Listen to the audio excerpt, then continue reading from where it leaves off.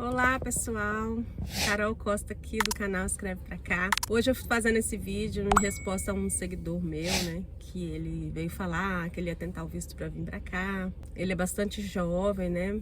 Mora no Rio de Janeiro e estava com muitas expectativas, né? Para vir pra cá, para começar uma vida aqui. E aí a gente foi trocando umas ideias, mas depois ele me falou que infelizmente, né? O visto dele foi negado. E isso acontece muito, né? Muito comum, principalmente com jovens, porque eles querem muito assim que a pessoa tenha como provar que ela tem vínculos, né, com o Brasil. Então, se você é casado, você tem filho, por exemplo, você é funcionário público, essas coisas ajudam muito. Se você tem casa própria, se você tem carro, isso são coisas que eles levam, né, a entender que você não vai largar tudo só para outro país. E ao contrário, né, causa suspeita, um jovem, solteiro, sem filhos, às vezes não está estudando, também não está trabalhando. Então, assim, já são critérios de alto risco, né, para a pessoa não conseguir realmente o visto para vir para cá. Eu consegui muito fácil, porque eu era funcionária pública, né, casa própria, com filhos, tudo mais, então para mim foi fácil.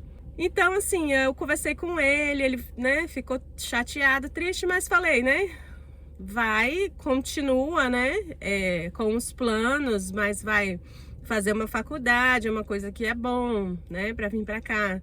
Tem algumas áreas aqui que são bem carentes, tipo área de tecnologia, área da saúde. São áreas assim que a qualquer momento você vem e você consegue realmente trabalhar por aqui, né, com salários ótimos. São profissões super bem-vindas aqui. Então, esse foi o meu conselho para ele. Estudar inglês também é uma coisa que faz toda a diferença aqui, você saber o idioma ou não. E assim, ele me perguntou, mas está valendo a pena viver aí, né? Sair do Brasil, porque o Brasil está numa situação difícil. E como que tá os Estados Unidos? Então, assim, gente, eu vim para cá quase 5 anos atrás, né? Então, assim, o que eu posso falar é da minha experiência, né?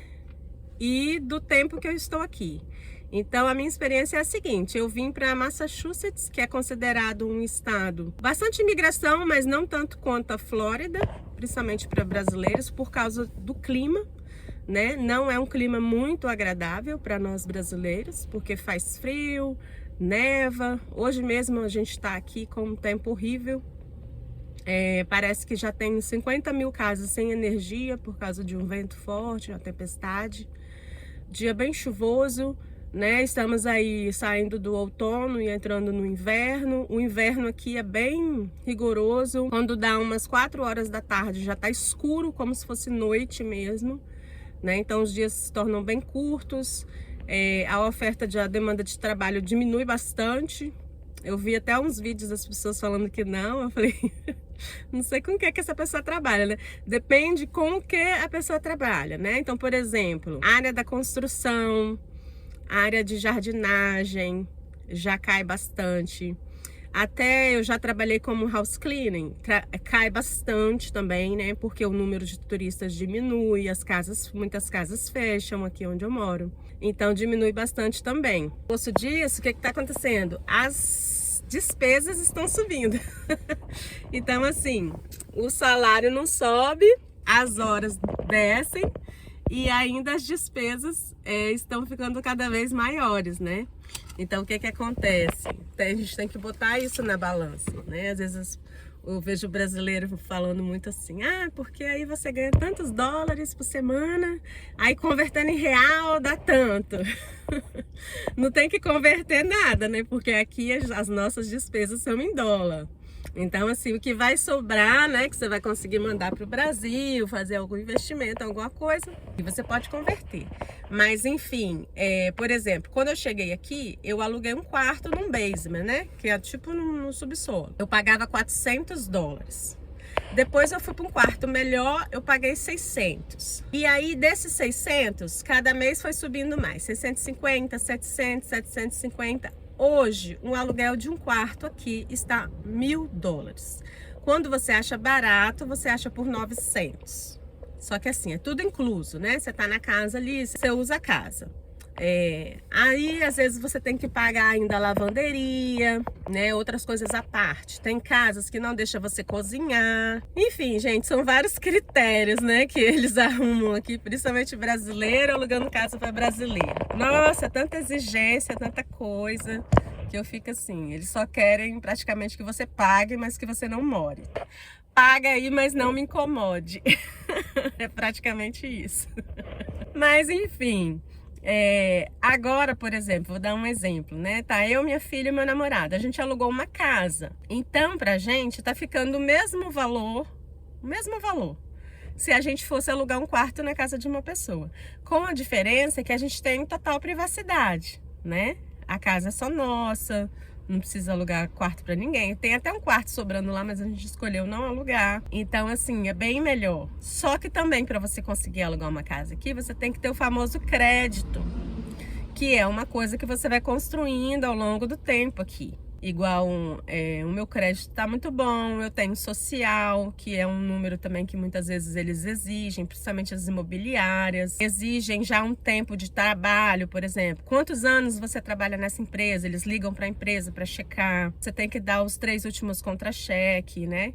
Então, enfim, tem várias situações. Então, por exemplo, se eu for comparar o que eu gastava aqui quando eu cheguei para o que eu gasto aqui agora... Tipo assim, gente, triplicou o valor das coisas, né?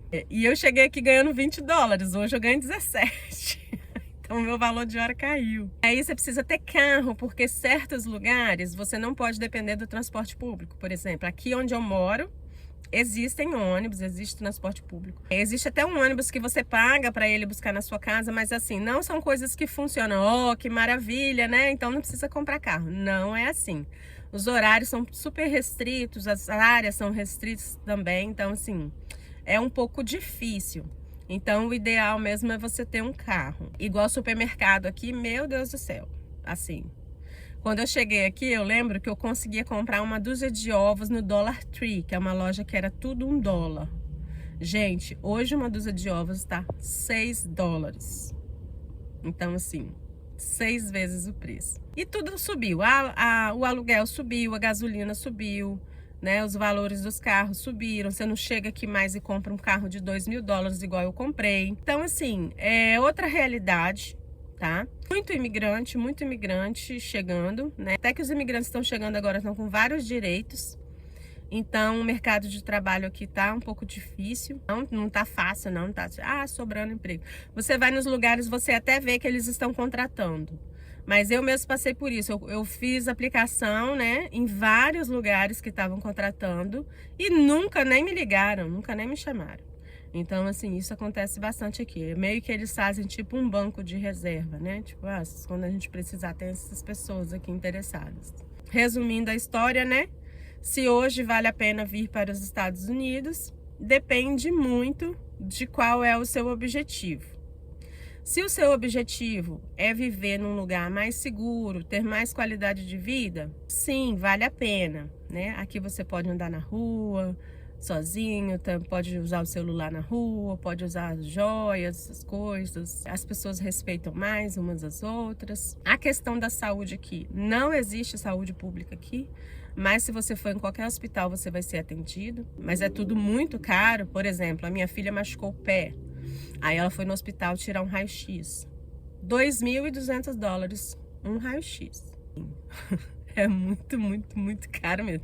É tipo assim, são valores que você fala assim, de onde que eles tiram esse cálculo, né? Porque não faz sentido nenhum. Mas é tipo isso. Mas assim, né, gente... Eu tô aqui há quase 5 anos, eu gosto daqui, já me acostumei até com frio, né? Porque eu era de uma região do Brasil, do Espírito Santo, muito quente. E eu sempre gostei de praia também e tal. Então, assim, vir aqui para Massachusetts realmente é um desafio, né? Porque aqui acaba que a gente tem o outono e inverno que emenda, então você fica praticamente 6 meses, né, com o tempo ruim. Mas cada um as suas escolhas, né? Quem tem criança para vir para cá, eu acho bem complicado. E aqui tem várias leis que você não pode deixar a criança em casa sozinha, dependendo de qual idade. E aqui também eu acho que a criança só vai para a escola pública a partir dos 5 ou 6 anos, um negócio assim. Então, se você tiver um filho abaixo dessa idade, você vai ter que pagar um daycare, né? Que é tipo uma escolinha de babá particular. Você vai ter que pagar para você mesmo, porque... Ah, mas não tem direito? Os americanos têm direito, né? Os americanos têm direito a muita coisa. Quem tá chegando aqui, imigrante, não. Tem direito só ao público, né? À escola pública.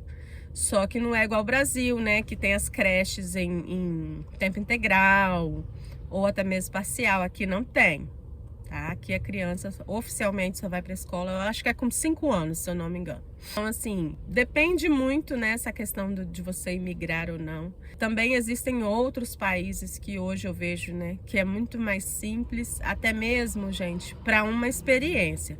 Porque às vezes a pessoa vem com uma cabeça, achando que é uma coisa, e quando chega aqui vê que não é nada aquilo e prefere a vida que tinha no Brasil e escolhe voltar.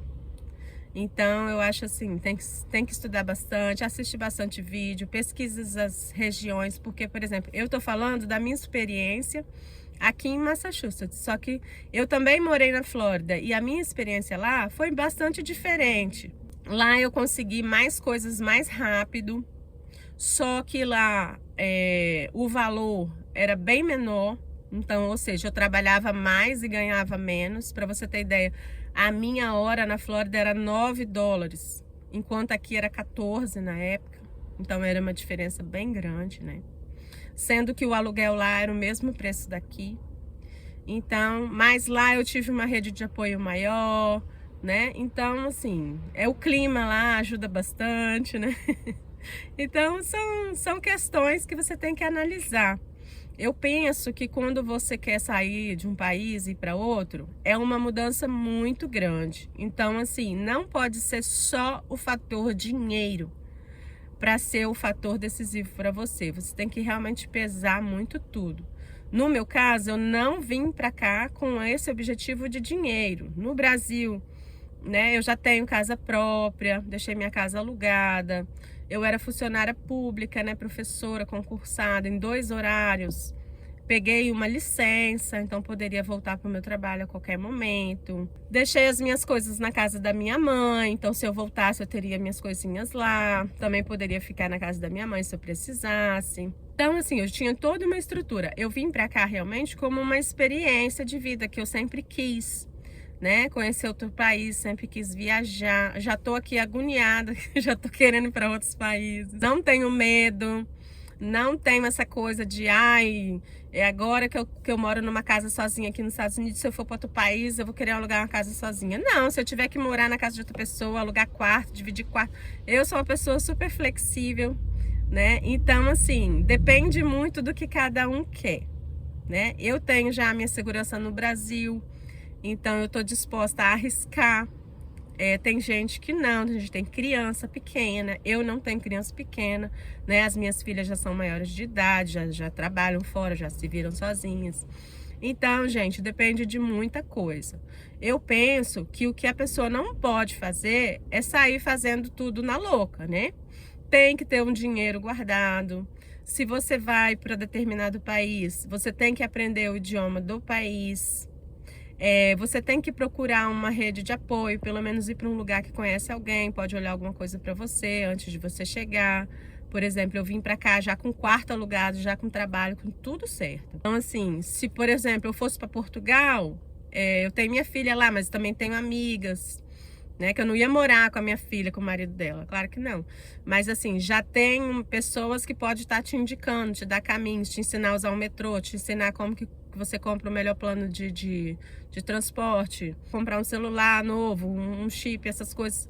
É sempre bom você ter alguém para te dar um norte, né? Aqui eu tinha minha filha já, que ela já estava morando aqui, então foi tudo muito fácil para mim. Eu não posso reclamar, entendeu? Estive em Portugal também e eu queria ter a experiência de morar lá em Portugal, mas no final das contas eu passei 1 mês lá e decidi voltar para o Brasil. Não quis ficar em Portugal. Vi que se eu quisesse ficar lá, já tinha conseguido até trabalho, indicação de uma amiga, e eu poderia viver lá, tipo assim, Portugal é trocar 6 por meia dúzia, né? Você consegue trabalhar, mas é mais ou menos um valorzinho ali que você vai gastar também para viver. Isso há muito tempo atrás, antes de eu vir para cá, né? Porque eu vim para cá já é a 2ª vez. Hoje, tá acontecendo isso comigo aqui nos Estados Unidos. A minha despesa hoje está ao mesmo valor do que eu ganho. Já não é mais uma situação de eu continuar aqui se eu quisesse juntar dinheiro. Não consigo juntar dinheiro hoje aqui nos Estados Unidos. Mas se você for parar para pensar, também outros países estão em uma situação muito difícil. Então, se eu volto para o Brasil, possivelmente vai acontecer a mesma coisa. Eu vou ganhar o que vai pagar minhas contas. Se eu for para Portugal, possivelmente vai ser a mesma coisa. Então, é uma questão de escolha, né? Eu estou aí fazendo já alguns planos para minha vida, alguns planos de mudança. Como eu falei para vocês, não sou muito agarrada com esse negócio de que quer ficar rica, esse negócio de patrimônio. E também não sou muito agarrada com essa questão de conforto, de privacidade. Então, já são coisas que facilitam mais, né? Uma flexibilidade maior para eu estar morando em outro país, conhecer outras culturas. Eu tenho mais essa vontade, né, de conhecer outras culturas, viver em outros países. Por exemplo, eu morro de vontade de ir para a Itália, passar um tempo na Itália.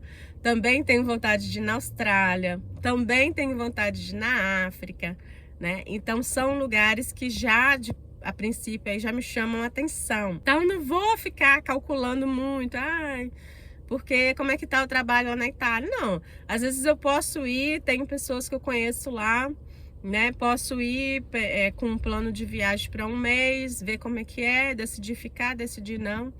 Eu tenho uma reserva, então é isso que eu tô falando. Tudo é organização.